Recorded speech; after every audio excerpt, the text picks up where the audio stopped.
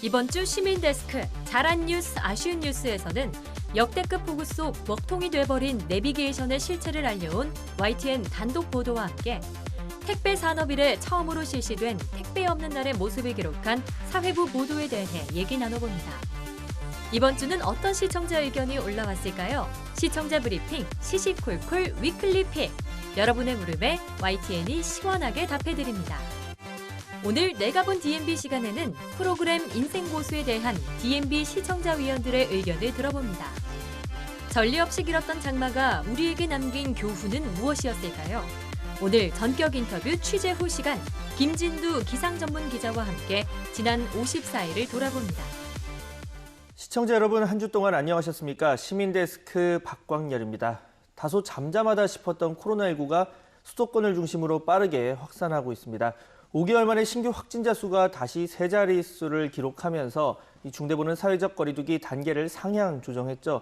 특히 감염 경로를 알 수 없는 깜깜이 감염 사례와 무증상 전파자가 늘고 있는 만큼 일상 어디에서든 감염될 수 있다는 위기의식을 가지고 철저한 거리두기와 개인 방역에 더욱 힘써 주시길 바랍니다. 이번 주 시민데스크 잘한 뉴스 아쉬운 뉴스로 시작합니다.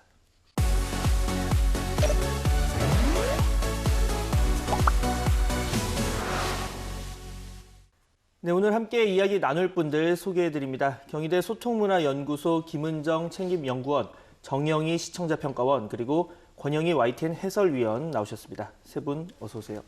안녕하세요. 먼저 이 집중호우 피해 원인 진단과 복구 상황을 담은 YTN 보도부터 짚어보겠습니다. 자, 관련해서 교수님, 오늘은 어떤 뉴스 가져오셨습니까? 8월 13일에 방송된 환경부 집안 싸움으로 번진 댐 방류 공방 보도를 좀 집중적으로 살펴봤습니다. 이게 생방송 도중에 이 전국부, 이 전주지국 기자와 함께 전화로 진행됐던 인터뷰였습니다. 책임 전가식의 태도를 보이고 있는 이 두 기관의 서로 입장까지 아주 잘 담긴 뉴스였죠. 네, 그렇습니다. 제가 이 뉴스를 자세히 보니까 여기 박광열 앵커하고 진행을 하셨더라고요. 김민정 기자.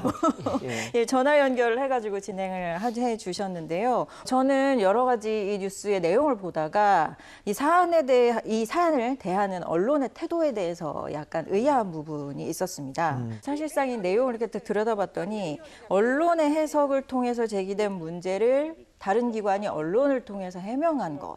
스스로 이제 보여졌다라는 겁니다. 그래서 제가 이제 시청자의 입장에서 언론이 이 상황을 해석했듯이 이 보도를 보면서 이 상황을 이렇게 쭉 해석을 해보면 언론이 수자원공사 해명의 한 부분, 그러니까 그 한 단어죠. 예상보다 큰 비, 요 부분에 집중하고 여기에 의미를 굉장히 많이 부여했던 것 같아요. 그리고 이제 이 부분을 부각시켜서 보도를 한 거죠. 수자원공사와 기상청 간의 직접 공방이 아니라 언론이 오히려 중간에서 공방이라고 하는 이 상황을 만든 것이 아닌가, 유도한 것이 아닌가라는 생각을 해보게 됐습니다. 자, 이 부분에 대해서 좀 해설위원님 의견을 들어봐야 될 것 같거든요. 이런 내용을 보도를 하다 보면 너무나 큰 피해를 눈으로 직접 본 입장에서 보면 그 피해를 입은 사람들의 불만과 이런 것들에 동의하기가 쉽거든요. 그리고 동의해야 됩니다. 왜냐하면 언론에서 피해 상황을 적확하게 보도하고 지적해서 대책 마련을 요구하면 정부나 관련 기관이 훨씬 빨리 움직입니다. 그건 부인할 수 없는 사실이니까요. 그것이 언론의 큰 의무 중에 하나라고 저는 생각을 합니다. 그래서 이 보도는 그런 쪽에서 큰 의미가 있었다고 보고요.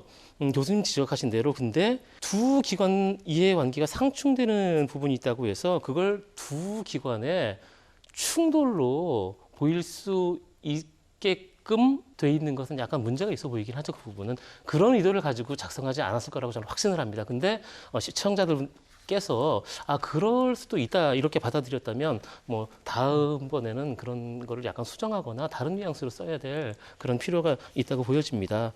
자, 이번엔 평가원님께서 꼽아주신 보도 한번 들어보겠습니다. 저는 이번 주의 뉴스로 지난 8월 11일에 방송되었던 장마철 먹통 내비게이션의 실체, 경찰과 업체의 단톡방의 의존이라는 보도를 한번 살펴봤습니다.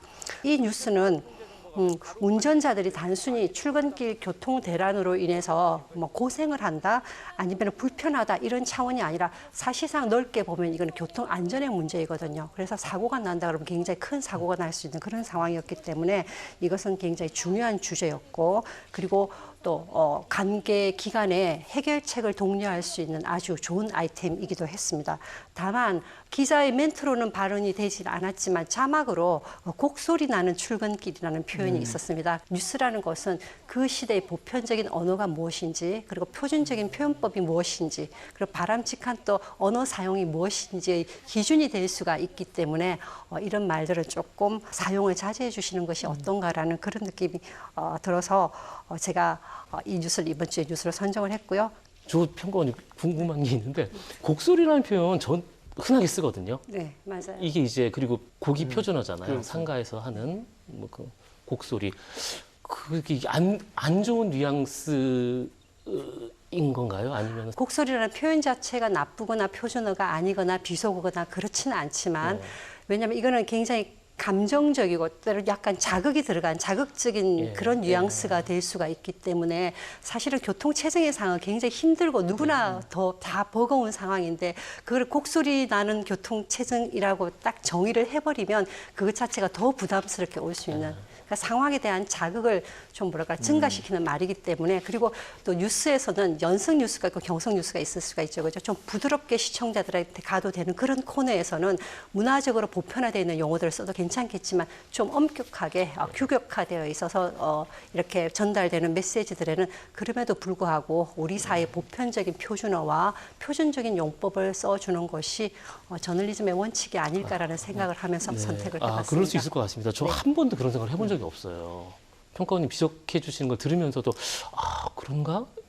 이랬었거든요. 지금 설명 들으니까 그게 맞을 수 있다는 생각이 드네요. 예를 들어서 뭐 한 7시간 식당 앞에서 기다렸다가 내 앞에서 줄이 끝나서 못 먹게 됐을 때 곡소리 나는 상황이네 뭐 이런 식으로 쓰는 건데 이게 사실 뭐 저희도 항상 고민이에요. 이런 신조어들이 잘 와닿잖아요. 그래서 쓰고는 싶은데 이게 어디까지 당연히 이제 비속어는 안 되겠지만 은어 이제 비속어가 아닌 약간의 은어 신조어는 어디까지 써야 될지 막 기준이 딱 있는 것도 아니고 하다 보니까 항상 그런 이 유혹에 빠지게 되는 이걸 한번 자막에 써볼까 이런 생각을 갖게 되는 것 같은데 자 이어서 그 해설위원님 아까 내용 관련해서 또 짧게 더 짚어주실 게 있으면은 약간 아쉬웠던 면이 대안이 어떤 게 있을 수 있는지 그러니까 단지 이제 경찰에서 제공하는 인터넷상에서 제공하는 게 있었잖아요. 근데 그거를 시스템으로 바로 반영하는 건 기술적으로는 사실상 불가능하다 그래요. 그랬을 때 어떤 대안이 있을 수 있는지 그런 내용이 조금 더 포함됐으면 조금 더 유익하지 않았을까. 뭐 전체적으로 어쨌든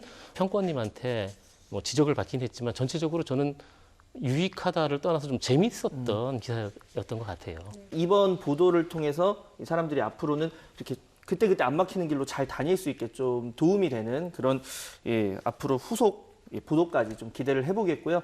자, 이어서 지난주 국내 택배 산업이 시작된 지 처음으로 28년 만입니다.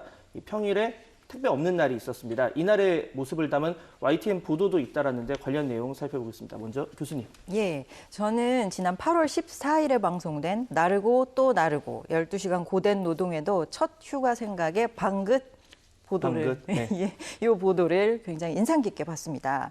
해당 보도는 손여정 기자께서 휴가를 하루 앞둔 택배 기사님의 하루를 종일 동행 취재하셨더라고요. 그래서 택배 기사님들의 고충과 이 날이 갖는 의미에 대해서 다시 한번 느낄 수 있게 해주셨던 보도였습니다. 그래서 저는 이 모습을 보면서 여러 가지 감정이 느껴졌었는데요. 오랜만에 휴가를 맞아서 내일이면 가족들이랑 시간을 보낼 수 있다라는 생각에 그 12시간 일을 마치고 점심도 굶고 일을 하셨는데 막 웃으면서 즐거워하시는 거예요, 택배 기사님이.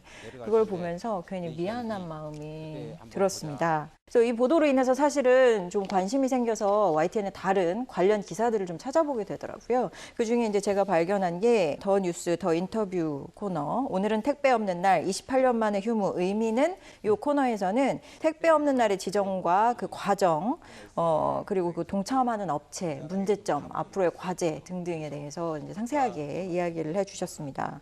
이 노동 환경에 관련된 문제는 비단 택배 기사님들만의 문제는 아닐 거예요. 사실은 사실은 뭐 모든 사람들이 난 지금 굉장히 열악한 환경에서 근무하고 있어라고 생각하고 있을 겁니다. 저도 그렇고요. 여기 YTN 식구들도 그럴 수 있다라고 저는 생각을 합니다. 근데 이제 이것들을 사실은 하나씩 드러내고 개선해야지 되죠. 그래서 서로 관심을 가져주고 또 그런 아픔에 대해서 공감해주고 하면서 하나씩 드러내면서 점차적으로 지속적으로 바꿔가야지 된다라는 그런 취지를 다시 깨닫게 해준 굉장히 좋은 보도였다라고 저는 봤습니다. 저희끼리라도 방송 끝나고 각자의 일에 대해서 고민을 한번 하면서 서로 소통하는 기회를 갖도록 하고요. 자, 다음으로 평가원님. 예. 네, 사실은 저도 유사한 주제인데요. 우리는 못 쉬어요. 택배 없는 날에도 여전히 일하는 배송 기사들. 네, 이 보도를 이번 주에 잘한 뉴스로 선정을 했습니다. 그 사실은 택배 없는 날은 그러한 택배 기사들의 노동 피로도를 풀어주기 위해서 조금이나마 해소하기 위해서 노동 환경을 개선하고자 하는 그런 어떻게 보면 출발점으로서 시작된 그런 일인데요. 그럼에도 불구하고 모든 택배 기사가 다 실수는 없는 환경들을 이렇게 여러 명을 인터뷰하면서 이렇게 추적을 해서 보도한 내용이어서 택배 기사의 노동 환경 개선에 대해서 굉장히 이것이 시급한 우리 사회적 과제다라는 것을 알린 이번 주에 중요하고 좋은 뉴스로 선정을 했습니다. 네, 사실 택배 없는 날이 하면 아예 다 쉬는 줄 아마 알았을 텐데 그렇지 않다는 걸 또 알린 아주 의미 있는 보도였습니다. 자, 위원님 어떻게 보십니까?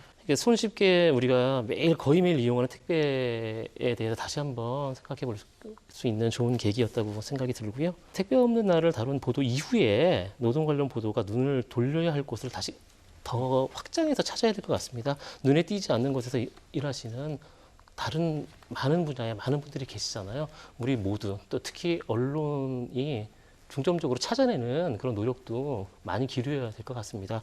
또 전 개인적으로 이 택배 없는 날 관련해서 일련의 기사가 좀 아쉬운 면도 있었는데요. 물론 좋은 기사라고 보는데 정부가 어마어마하게 선전을 했잖아요. 우리 택배 기사랑 노조랑 합의해가지고 이런 날 만들었습니다. 앞으로 계속 시행할 거고요. 그래서 정부 정책을 일방적으로 두둔한 것처럼 보일 수 있을지도 모르겠어요. 직전에 말씀드렸던 다른 분야도 많으시거든요. 저는 조금 생각이 다른 게요.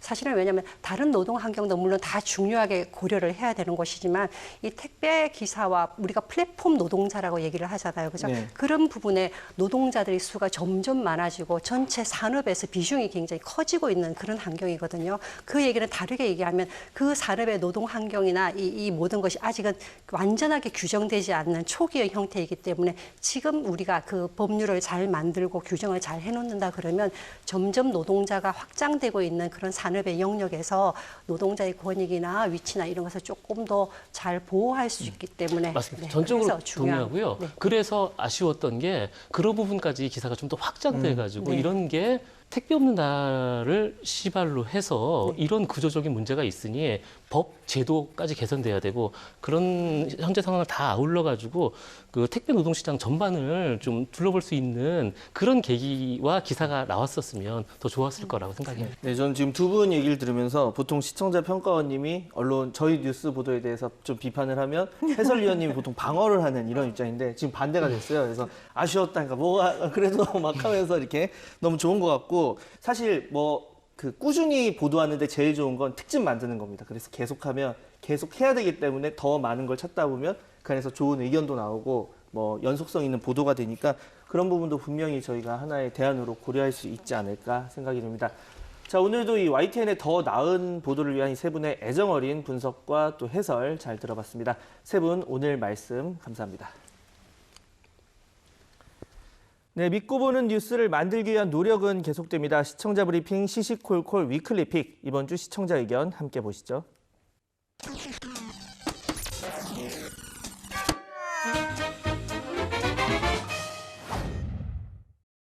전광훈 목사의 사랑제일교회가 코로나19 의심 환자인 신도에게 검사를 미루라고 지시했다는 YTN 단독 보도 이후 우려는 현실이 됐습니다. 특히 전광훈 목사가 코로나 확진으로 이송되는 과정에서도 마스크를 턱에 걸치고 여유롭게 웃는 얼굴이 나가자 시청자들의 분노가 폭발한 것 같습니다. 영화 제목을 딴 악마를 보았다는 내용의 댓글이 눈에 띕니다. 내가 낸 세금으로 치료를 원치 않습니다. 구상권 청구해서 본보기로 삼아야 한다는 비판적 댓글이 이어졌습니다.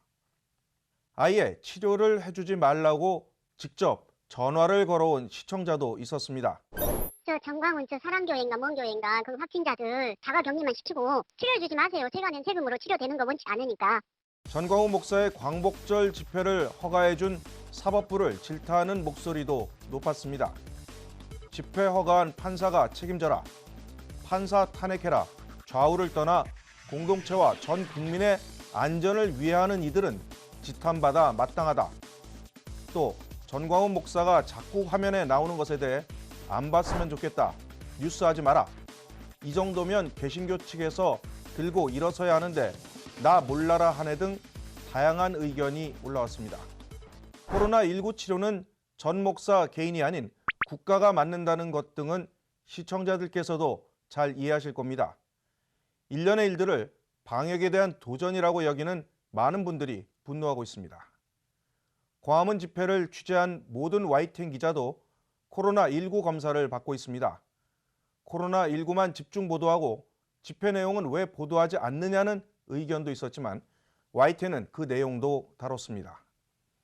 YTN은 이번 일을 좌우가 다투는 정치적 문제가 아닌 국민의 생존이 걸려있는 문제라는 인식을 갖고 코로나19 확산을 막기 위해 냉철한 자세로 뉴스를 전하겠습니다. 시청자 브리핑 시시콜콜입니다. 코로나19 재확산으로 이와 관련한 시청자 전화 의견이 많아지고 있습니다. 직접 듣겠습니다.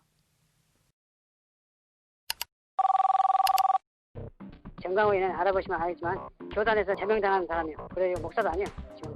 근데 목사도 아닌데 자꾸 목사 칭호 붙이면 말 됩니까? 정광훈 목사인데 왜 정광훈 씨라고 하죠? 방송이 언론이 공정성을 가져야지 편파적이면 되겠어요? 뭐 탄압한다고 하고 그러지만은 옛날보다도 탄압 안 하는 거예요. 지금 민주주의 국가예요 우리나라. 대통령한테 욕해도 가만히 있고 그렇게 하는 거 보면 우리나라 아직까지 뭐 독재 국가는 아니에요. 지금 뭐 민주주의가 아니라는 거 하는 거는 그는 억지 얘기고. 구속 위기라는 게 뭡니까? 위기라는 거는 아주 안 된 사람이 구속됐을 때 얘기하는 건데 왜 그걸 자막에다가 구속 위기? 그 사람이 무슨 대단한 사람입니까? 1000불이나 살아있는데 그 집회 자체부터 막았어야죠. 뻔히 거기 다 광화문 집회 모이면 확산되고 그런 거 알면서 집회 허가한 건 누군데요? 그 집회 자체를 허용하는 게 지금 잘못된 거라고요. 결국에는 코로나가 그거 아주 그냥 집단으로 그냥 걸려서 또 난리도 아니고 막 그거. 근데 정치를 하려고 하고 말이야. 목사가 그러니 그게 될 일이에요, 그지? 그 사람 목사 그만둬야 돼요. 그런 사람들이 어떻게 목사를 합니까? 목사를 하면은 저기 사람을 진짜 진정으로 의하고 그런 거지. 방역을 돕지 않았다는 비판과 코로나19 재확산을 우려하는 목소리가 커 보입니다. 비상식적이고 저급한 행동에 대해 터져나오는 분노의 목소리를 누가 탓할 수 있을까요? 거리두기 강화로 다시 잠시 멈춰야 하는 시간이 필요해진 것 같습니다. 어느 기사에 달린 이 댓글이 마음에 남습니다. 이웃을 내 몸처럼 사랑하라는 성경 말씀은 이제 성경에서 없어진 말씀인가요? 코로나19 재확산으로 확진 여부를 검사받는 사람이 많아지고 있습니다. 자신을 선별진료소에서 근무하는 의사라고 밝힌 분이 YTN 홈페이지 시청자 게시판에 올린 글을 소개합니다. 확진이 나왔는데도 전화 연락이 안 되는 경우가 있고 기재한 주소로 찾아가면 실제로 살지 않는 경우도 있었다고 합니다. 선별진료소를 찾을 때 꼭 알고 있어야 할 내용을 올려주셨습니다. 저는 보건소 선별진료소에서 근무하는 의사입니다. 검사 결과에 따른 조치가 지체되는 경우가 많습니다. 이것은 꼭 숙지하고 오시기를 부탁드립니다. 1. 신분증 지참. 아이의 경우는 주민등록번호를 숙지하고 와야 합니다. 2. 검사 후 머무를 주소. 3. 연락받을 수 있는 전화번호. 선별진료소에서 일하다 보면 검사 대상자들이 주소를 모를 때도 있고 특히 자녀들의 주민번호를 모르고 올 때가 많아서 검사할 때 시간이 많이 지체된다고 합니다. 또 최근에는 확진자에게 확진 통보를 하려고 전화했는데 밤에는 전화를 받지 않는 경우도 많아지고 있고 전화를 받지 않아서 기재한 주소를 보고 찾아갔는데 실제로 그분이 살고 있지 않은 경우도 있었다고 합니다. 진료소를 갈 때는 신분증을 갖고 가고 아이의 경우는 부모가 주민번호를 숙지하고 가는 것 정도는 기억하는 것이 좋을 것 같습니다. 방역과 치료의 최전선에서 땀 흘리는 의료진과 봉사자 여러분께 다시 한번 감사의 말씀 전합니다. 시청자 브리핑 시시콜콜을 마칩니다. 감사합니다.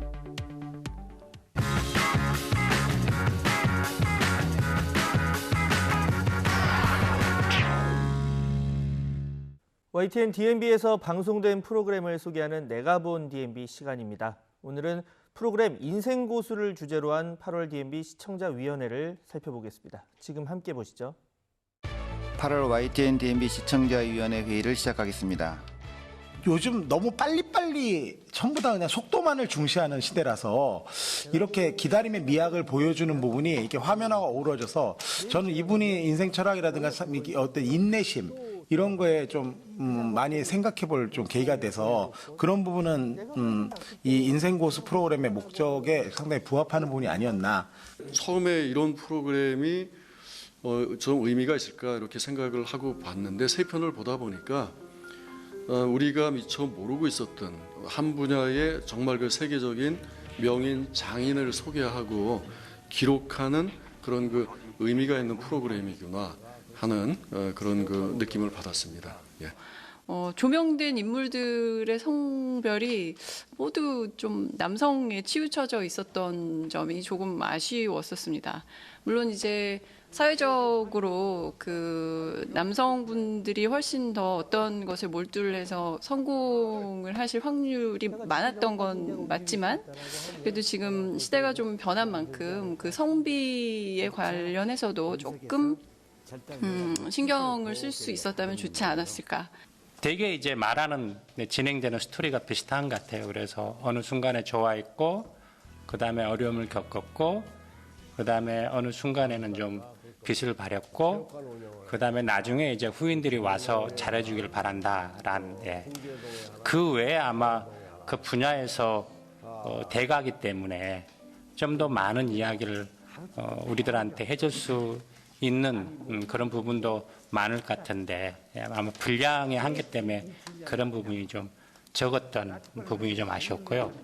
뭔가 약간 프로그램이 일관적인 하나의 포맷만 가져가야 될 것은 아니지만 그 해당 프로그램 성격에 따라서 내용 구성과 진행 등이 좀 이루어지면 좋을 것 같은데 중간중간 장면이 약간 끊기는 듯한 느낌을 좀 받았고 중간에 조금 띠리링 하는 이렇게 효과음들이 좀 사용이 되잖아요. 근데 오히려 그게 약간 좀 전체적인 진행의 맥을 좀 끊는 듯한 특히 또 이제 중간에 이제 질문을 던지시는데 그 질문들이 인생의 고수들에게 묻기에는 조금 너무 가벼운 듯한 질문들도 있고 그래서 오히려 차라리 그런 좀 깊은 질문들은 좀 자막으로 제시하면서 했으면 오히려 흐름이 좀 자연스럽게 연결되지 않았을까라는 좀 아쉬움이 있었고요.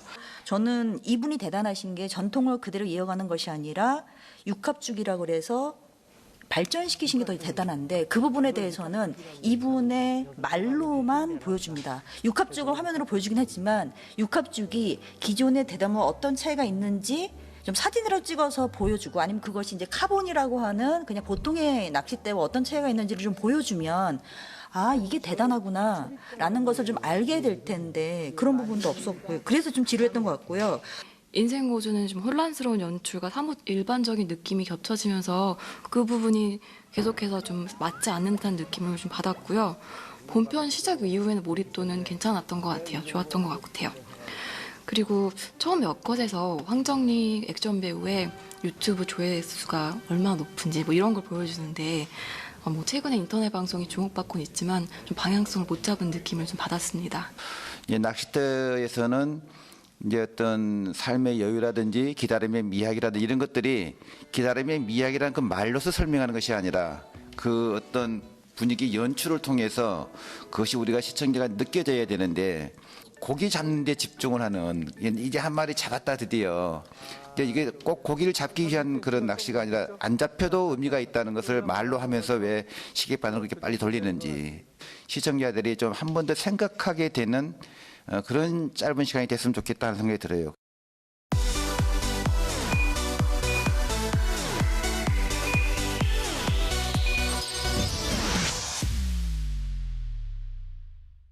유난히 길었던 이번 장마, 기상예보의 중요성을 다시 한번 깨닫게 했습니다.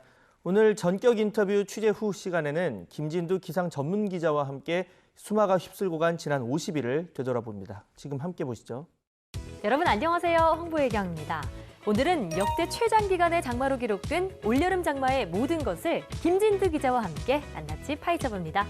어서 오세요. 네, 안녕하세요. YTN 문화생활과학부 김진우입니다.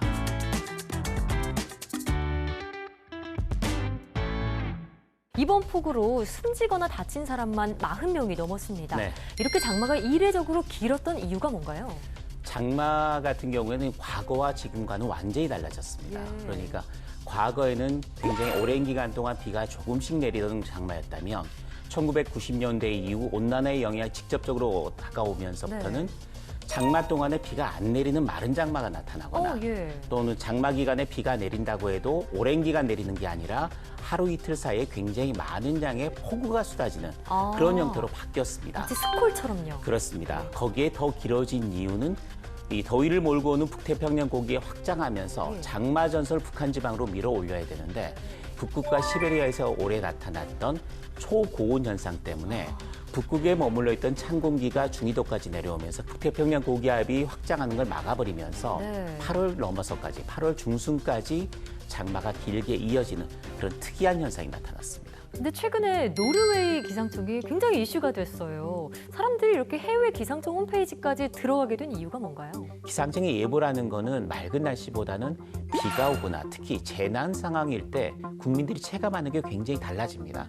그런데 이런 장마 기간, 이례적인 긴 장마와 폭우 상황 속에서 기상청의 예보가 자꾸 흔들렸습니다. 이 때문에 다른 나라의 일기예보 모델이나 다른 나라 기상청의 예보들을 찾아보는 사람들이 생겼다라는 근데 얘기죠. 그 해외 기상청 자료가 더 정확한가요? 저는 그렇게 생각하지는 않습니다. 왜냐하면 우리나라 기상청 예보가 가장 정확할 수밖에 없죠. 왜냐하면 우리나라 자체 예보를 보고 또 굉장히 많은 자료들을 우리나라 자체에서 생산된 자료들을 기상청이 갖고 분석을 하고 있습니다. 근데 한 가지 문제가 있는 게요. 예보를 내는 거는 여러 가지 정답지를 놓고 그중에 하나를 선택하는 겁니다. 근데 이런 상황에서 문제가 뭐냐면 기상청은 재난 상황을 염두에 둘 수밖에 없기 때문에 조금 더 안 좋은 쪽의 예보 쪽으로 손이 가게 된다는 얘기죠. 그렇습니다. 너무 많은 고려를 하다 보니 예보에서 약간 빗나가는 경우도 생긴다라는 거예요. 자, 그런데 일각에서는 우리나라 예측 모델에 어떤 한계가 있는 것 아니냐 이런 지적도 있거든요. 우리나라 실정에 맞는 수치 예보 모델을 개발한다고 하더라도 바로 정확도가 높아지는 건 아닙니다. 굉장히 다양한 경험 그리고 여러 가지 사례들을 집어넣어서 계속해서 변경을 해서 최대한 정확도를 높여가는 거거든요. 마치 빅데이터처럼요. 그렇습니다. 현재 머신러닝처럼 인공지능의 머신은 지금 그렇게 교육을 시켜가면서 조금씩 수정을 해나가는 과정입니다. 그렇기 때문에 최선의 정확도를 낼 수 있는 그런 수치 예보 모델까지는 아직까지 조금 남아있다. 좀 기다려줘야 된다는 말을 하고 싶습니다. 길었던 장마가 끝나고요. 이제 언제 그랬냐는 듯이 폭염이 다시 찾아왔어요. 올가을 태풍 전망 어떻게 보시나요? 현재 수치 예보 모델상으로는 8월 하순까지, 8월 말까지는 큰 태풍은 없을 것 같습니다. 하지만 태풍이 계속해서 필리핀 부근에서 많이 형성되는 모습까지는 모의를 하고 있거든요. 그렇다는 이야기는 8월 말부터 9월 중순 정도까지는 한 개 정도의 태풍이 우리나라에 올라올 가능성이 있다. 또 태풍이 올라올 경우에는 굉장히 강력한 태풍으로 우리나라에 영향을 줄 가능성이 높다라는 게 저뿐만 아니라 기상 전문가들의 대체적인 견해입니다. 김진두 기자는 기상을 전문으로 하는 기자이시다 보니까 주변에서 오늘 날씨 대체 왜 이래? 이런 질문 많이 받으실 것 같거든요. 피해가 많이 나면 가장 바쁜 곳이 사회부하고 정부부입니다. 비가 어떻게 왜 이러느냐, 앞으로 어떻게 될 건지를 묻는 질문 가장 많이 받고요. 두 번째는 개인적인 질문입니다. 내가 휴가를 가야 되는데 언제 가는 게 좋겠느냐, 어디로 가는 게 좋겠느냐. 어디로 가는 것까지. 날씨 때문에 회사 안팎에서 너무 많이 연락을 받으실 것 같아요. 자, 이렇게 또 날씨를 전문으로 하시다 보니까 다른 분야와는 다른 남다른 고충도 있으실 것 같은데 어떠세요? 항상 하늘을 보고 다녀야 된다는 얘기입니다. 20여 년 동안을 여름철에는 휴가를 가지 못했습니다. 태풍도 오고 하니까요. 여름철이 가장 재난이 많은 때고 폭우가 많이 쏟아지는 때이기 때문에 아예 가지를 못했고 날씨 쪽과 기상 재난 부분을 계속해서 담당했기 때문에 그런 생각도 하지는 못했습니다. 그러니까 업무에서 벗어나지 못한다는 게 가장 어려운 점 중에 하나입니다. 자, 오늘 전격 인터뷰 취재 첫 출연이신데요. 나와보시니 어떠셨어요? 앵커랑 같이 이야기하듯이 이 시간을 보낸 것 같아서 굉장히 좋고요. 시간이 되면 굉장히 안 좋은 기상 현상 때문에 제가 나오게 되지 않을까 싶은데 네. 그런 일이 없으면 좋겠습니다만은 또 이렇게 피해가 났을 때 국민들이 어떤 부분에 궁금증을 느끼시는 경우가 있다면 또 나와서 그런 부분에 대해서 설명을 해드리고 또 이해를 구하고 이런 시간을 갖도록 하겠습니다. 그러니까 김진우 기자를 자주 안 만나는 게 시청자분들께 좋다. 저도 그게 가장 좋은 방법이라고 생각합니다. 네. 앞으로도 날씨 예보 또 피해 예방에 앞장서 주시기를 바랄게요. 지금까지 김진두 기자와 함께했습니다. 나와주셔서 고맙습니다.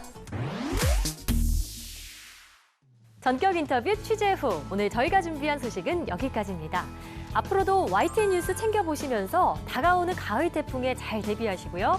다음 시간에 더 흥미롭고 생생한 취재기로 돌아오겠습니다. 다음 시간에 만나요. 시민데스크는 시청자와 함께 만들어갑니다. 보도와 프로그램에 관한 여러 가지 의견들 시청자센터 홈페이지 게시판에 남겨주시고요. 저는 다음 주 더 알찬 소식으로 돌아오겠습니다. 함께해 주신 여러분 감사합니다.